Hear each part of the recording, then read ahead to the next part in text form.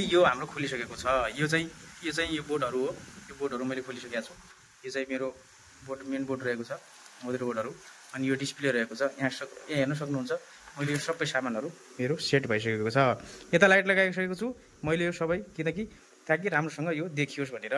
म फेरि भिडियोमा बनिरहने छु, तपाईँले लास्टसम्म हेर्नु होला। यो सक्सेस हुन्छ कि हुँदैन हेर्नु होला है त। यो मोबाइल भनेको मेरो पहिलो हो के, पहिलो रिपेयर गर्दैछु मैले। अहिलेसम्म एउटा मोबाइल पनि बनाएको छैन। अहिले म यो पहिलो मोबाइल बनाउँदैछु है त। मेरो अनुभव कस्तो रह्यो, तपाईँहरूले सक्सेस हुन्छ हुँदैन म यो भिडियो अपलोड गर्नेछु। तपाईँले माया गरिदिनु होला, लाइक गरिदिनु होला, कमेन्ट गरिदिनु होला, यो भिडियोले प्रतिक्रिया पनि दिनु होला है त। यो चाहिँ अलिकति टुटेको छ होइन, यहाँनिर यो टुटेको छ अलिकति, यस्तो भएको छ, यो ब्रेक भएको छ। यसलाई म बनाउँछु है त। यो फेभिक्विलले मैले लगाएर यसलाई ठिक गर्नुपर्छ। पुरै भिडियो बनाउँदाखेरि धेरै लामो हुन्छ भनेर मैले बिचबिचमा काट गरेको छु। यो भिडियो अन्तिमसम्म हेरिदिनु होला। मैले फेभिक्विल रेडी गरिसकेको छु, अब फेभिक्विल लाउँछु। मोबाइल चाहिँ ढुङ्गामा हानेर कच्चा कुचुक भएको थियो गाइज, हेर्नु यहाँनिर यो टुटिया छ, यो फुटिया छ, हेर्नु र यहाँनिर यो भाँचिया छ। यसलाई मैले अब चिप्काउने छु। यसलाई पनि यो टट्याक फुट्याक भएको थियो क्या, पुरा कच्याङ कुचुङ भएको थियो। कस्तो भएको थियो भने म तपाईँलाई देखाउँछु। यस्तो भएको थियो, यस्तो भएको मोबाइल हो यो, कच्चा पुचुक भएको थियो, यस्तो बेन्ड भएको थियो होइन। यसलाई म बनाउने कोसिस गर्दैछु, अन्तिमसम्म हेर्नु होला भिडियो है। अहिले प्रोसेस यहाँसम्म पुगिसकेको छ।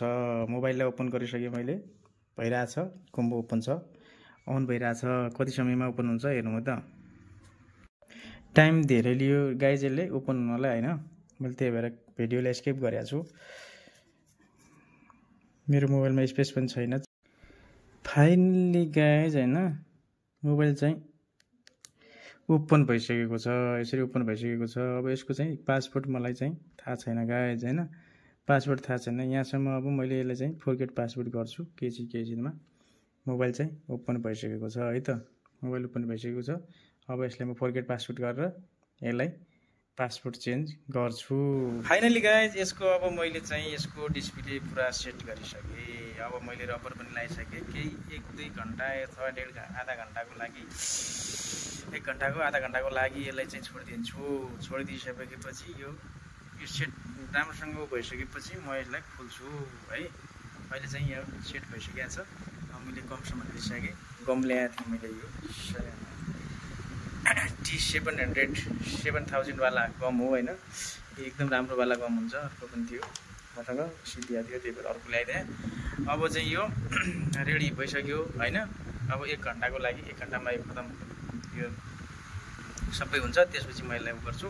अहिले राम्रोसँग गम हालेको छ। यो गमलाई पनि अलिक टालेर अलि निकाल्ने हो। अलि धेरै भएको छ गम, अलि यो टिडो भएको थियो होइन, यस्तो भएको थियो होइन मोबाइल। त्यही भएर यो राम्रोसँग बस्न पाएन। धेरै प्रेस गऱ्यो भने यो फुट्न सक्छ होइन। त्यही भएर मैले त्यस्तो प्रेस गरिनँ। त्यही भएर यस्तै हालिदिएको छु गाइज होइन। अब यस्तो छ ल। भिडियो हेरेर वाच गर्नु होला होइन। अब यो सबै कति रेट पर्छ भन्ने कुरा म भोलि बताउँछु तपाईँलाई। फाइनल्ली गाइज मेरो चाहिँ अब डिस्प्ले भइसक्यो। अब म चाहिँ यो निकाल्न गइरहेको छु। यो निकालिसकेपछि डिस्प्ले चाहिँ भइसक्यो। अब यसको चाहिँ नि मलाई पासवर्ड चाहियो।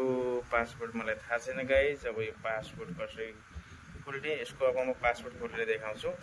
फाइनली हाम्रो मोबाइल चाहिँ बन्यो। मैले बनाइसकेँ। मस्त नयाँ बन्यो मोबाइल चाहिँ होइन। अलिकति यो टेढो भएको कारणले गर्दा यहाँ गम अलि धेरै हाल्नु पऱ्यो। त्यही भएर मोबाइल चाहिँ एकदम मस्त बनिसक्यो है त गाइज। यसै चाहिँ डिस्प्ले हालेँ मैले आज चाहिँ है। मोबाइलको चाहिँ नि डिस्प्ले चेन्ज गरिसकेँ। ल तपाईँहरूलाई भिडियो कस्तो लाग्छ कमेन्ट गर्नु होला, लाइक गर्नु होला है त।